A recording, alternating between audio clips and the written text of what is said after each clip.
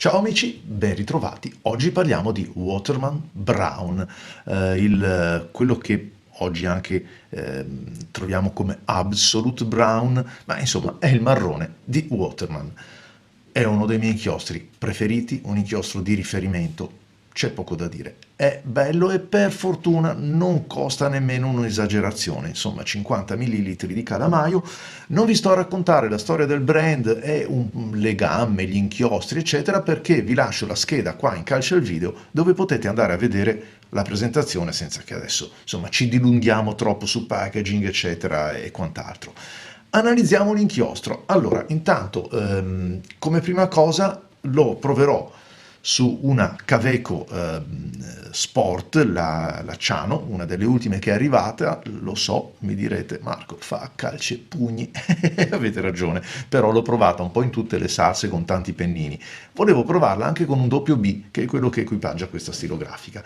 Ecco perché in effetti anch'io caricandola, vi dico la verità, mi sono sentito quasi un pugno allo stomaco, però poi non è detto, magari dai, nasce un'amicizia fra questi due colori. Cominciamo dall'analisi visiva, quella sensoriale, quella olfattiva, quella, ve l'ho sempre detto, anche quella, perché sensoriale, anche quando il pennino scorre a seconda degli inchiostri che mettiamo, ovviamente dalla finitura e dalla carta, ma un inchiostro ci dà anche una percezione di quel tipo.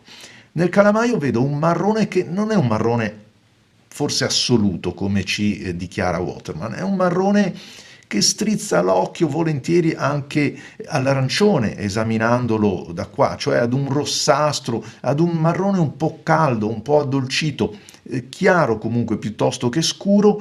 Vedo molti riflessi anche con sì, con tonalità magenta e poi ovviamente sul bordo diventa, stavo dicendo il disco, diventa più scuro, non rivela particolare viscosità analizzandolo, però in realtà è un inchiostro che sa il fatto suo. Lo ritengo, spesso mi avete sentito dire che o il Florida Blue, il Blue Waterman, oppure questo marrone, sono inchiostri che fanno scrivere un po' tutte le penne, perché evidentemente la composizione mette d'accordo tutti i fattori che servono per determinare uno scorrimento ideale per molti pennini. Vedo comunque una leggera, oleosità e questo poi lo rivediamo, lo riscontriamo anche nella fase dinamica. Dal punto di vista olfattivo non c'è nulla da dichiarare, quindi bene così, insomma, non dà senza dubbio fastidio oppure non invita ad annusare la carta come altri inchiostri invece ci invitano a fare. Il prezzo, vi dicevo, è un prezzo comunque tutto sommato onesto. Cominciamo la nostra prova, fatemi fare un po' di spazio perché ho tirato a mezzo tutte le prove precedenti che analizzeremo dopo. Cominciamo la nostra prova come al solito sul blocco Rodia per andare a vedere come si comporta questo inchiostro. Pennino doppio bruno. Beh, partiamo dallo stampatello maiuscolo. Dai.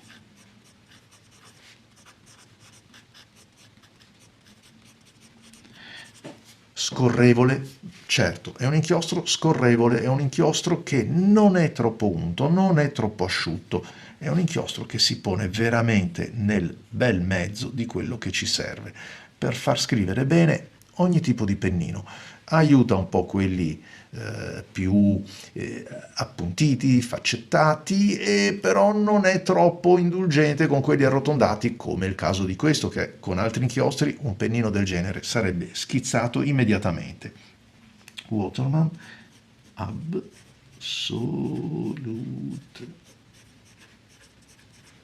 Vedete, mi permette di scrivere, guardate, l'agio che consente questo inchiostro con la maggior parte delle penne stilografiche è ineguagliato ancora, secondo me, da tantissimi inchiostri.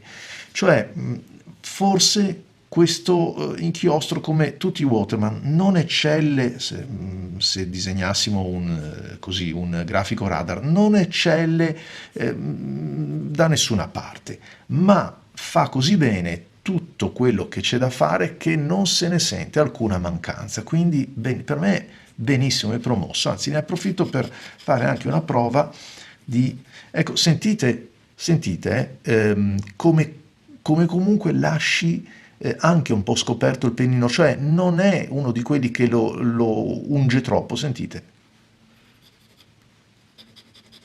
Quando vado ad inclinarlo, lo inclino oltre, insomma, l'angolazione classica e quindi passo sulla parte un po' più ruvida, si sente che non è così protetto come con altri inchiostri. E questo è il bello. Poi andiamo a vedere se passa la carta.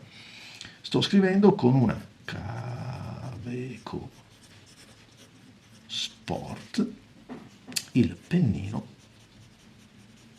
è un bel doppio broad che comunque insomma può ricordare più un B che un broad, secondo me, che un doppio broad, non è così, non ha una punta talmente larga da... no, assolutamente. Scrivere con il Waterman è bello perché consente di sbizzarrirsi anche, segue la calligrafia, segue il tratto oh, scusate, sono stato troppo leggero qua, come piace a noi, veramente notevole. Andiamo a vedere un pochettino il riscontro visivo di questo inchiostro. Innanzitutto quello che appariva un po' chiaro nel calamaio invece diventa più scuro, diventa davvero un marrone, forse un marrone al centro della gamma. E allora dobbiamo riconoscere che Waterman aveva ragione. Un marrone che non, a dispetto anche del mio utilizzo con un pennino doppio B, un marrone che, dicevo, non lascia molto spazio allo shading, ma siamo sicuri di questa affermazione? No, perché dopo vedrete che tipo di riscontro ci sarà con pennini diversi, magari con dei pennini un pochettino più lavorati, un pochettino più rifiniti. Non c'è una variazione della gamma all'interno di questo colore che resta molto omogeneo, ha una buona, ma forse anche molto buona, meno, capacità di copertura. Andiamo a vedere se passa la carta, anche dove ho marcato molto, no. Tutt'al più, come potete vedere, essendo un doppio broad, tutt'al più là lievemente imbarcata, proprio si vede appena in rilievo.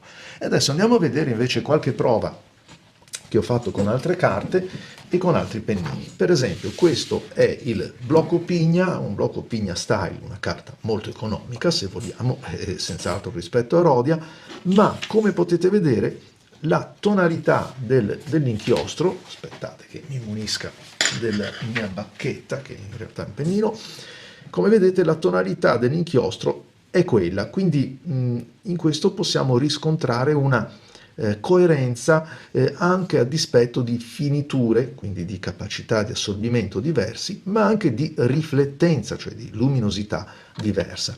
Qui l'ho messo alla prova con un pennino più sottile e invece stranamente, contrariamente a quello che verrebbe da credere con un pennino di tipo doppio broad, guardate che bella variazione abbiamo di profondità dell'inchiostro. Allora, ve l'ho detto, un inchiostro che è veramente formulato bene, che riesce ad assecondare tanto i pennini, quelli diciamo più economici, ma nel senso buono del termine, quanto quelli un pochettino invece più rifiniti, che hanno qualcosa da dire. E per esempio questo qua è sul pennino FA, il Falcon di Pilot, diventa veramente una goduria. Infatti mi ero scritto ottimo shading e evidenti sfumature, ma certo. Invece l'ho provato con il pennino B, con un pennino B che, come vedete, il doppio broad della Kaweco non è, secondo me, proprio un doppio broad, lo trovo un pochettino più contenuto. Vedete come la capacità di saturazione aumenta perché c'è più inchiostro ovviamente, e comunque la copertura è garantita anche con un tratto estremamente sottile come abbiamo visto in precedenza.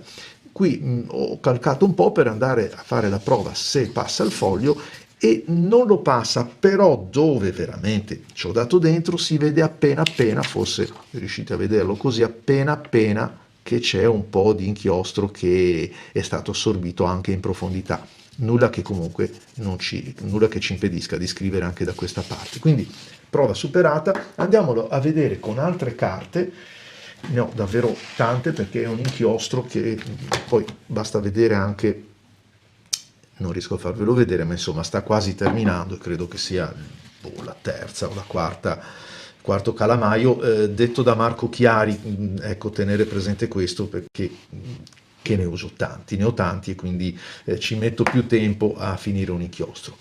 Qui siamo sulla Fabriano e Cocoa, una carta che come sapete ha un'intonazione più calda, è una carta con una finitura un pochettino più avoriata, se vogliamo, molto bella, senza dubbio. Vi faccio vedere il confronto con Rhodia, guardate quanto è bianca Rhodia e quanto invece è più color crema questa.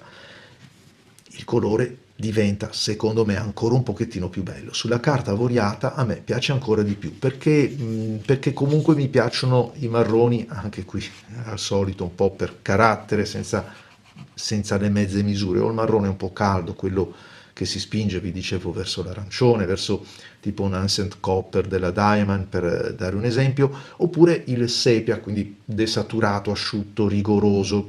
E quindi ecco, tra i due, come vi ho mostrato, mi piace un pochettino più questo. Questione di gusti, non cambia niente, bella capacità coprente, guardate che fittezza, eccolo qua, in questo passaggio, proprio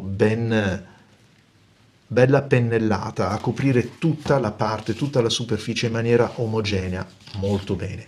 E poi, vabbè, poi vi faccio vedere, no, per ultime ve le faccio vedere, andiamo a centrare un pochettino questo inchiostro rispetto ad altri. Per esempio, cominciamo da qua.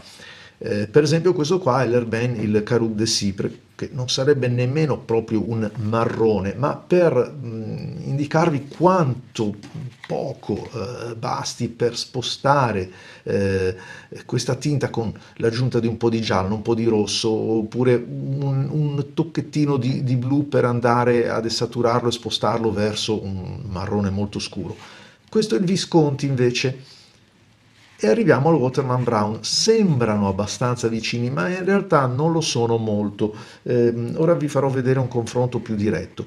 L'Omas Brown invece, che vi ho presentato recentemente, è un po' più caldo, è un marrone più chiaro, leggermente più chiaro, ma più caldo. E poi ci sono gli Smoky Quartz e i Sepia. Questo è l'Edelstein, come vedete appare più scuro, meno luminoso da una parte e anche più freddo.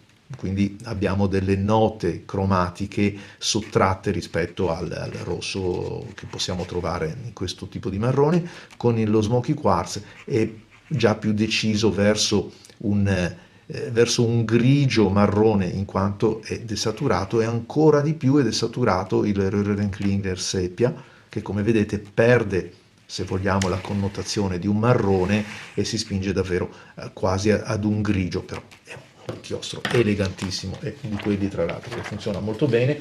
Diciamo, come posso dire, in contrapposizione a quello che vi ho detto, abbiamo dei marroni molto più caldi che si spingono fino poi all'arancione. Eccoli qua, sono i vari Diamine, oppure inchiostri che non hanno nemmeno il nome di marrone, perché appunto sono una combinazione di altri inchiostri.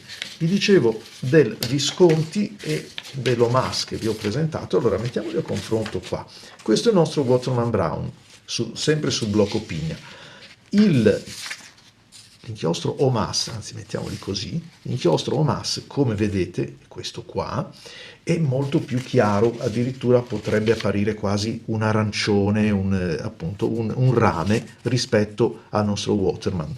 E invece questo è il Visconti, che io trovo che sia, gli inchiostri Visconti sono dei buoni inchiostri davvero, è un pochettino più deciso come marrone, pare che non abbia, almeno ai miei occhi, osservandolo dal vivo, non abbia quel contorno un pochettino più caldo, più rossastro che invece il Waterman possiede, e che è un bene o un male a seconda dei gusti. Poi andandolo ad esaminare con altri pennini, vediamo effettivamente che ognuno ha qualcosa da dire e questo è un bene. Chiudo con qualche altro scritto che, su altre carte che ho scritto, giusto per mostrarvi. Allora, intanto, ancora una volta vi dicevo, Fabriano e Coqua, ma quanto è bello! È bello perché questo nostro inchiostro con la carta avoriata, secondo me, produce davvero. Poi certo ci sono anche dei bei pennini e allora è un motivo in più questo, credetemi, per metterli alla prova.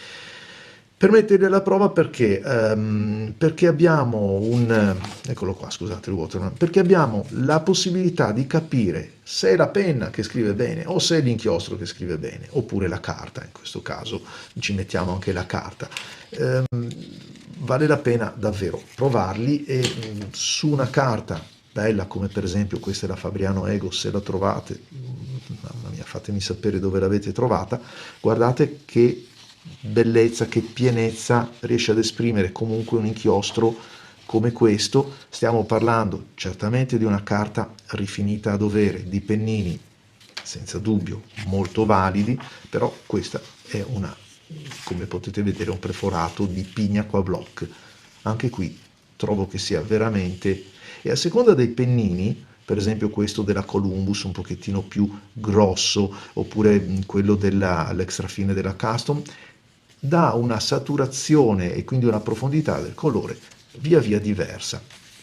Mi piace, questa è la Tomo River, ancora ve l'ho detto, sulla carta avoriata, ma anche sulla Favini, come vedete. Si difende bene, insomma un po' su tutte le carte. Quindi, cari amici, grazie per essere stati con me anche in questo video e vi invito a seguire i prossimi. Ciao a tutti!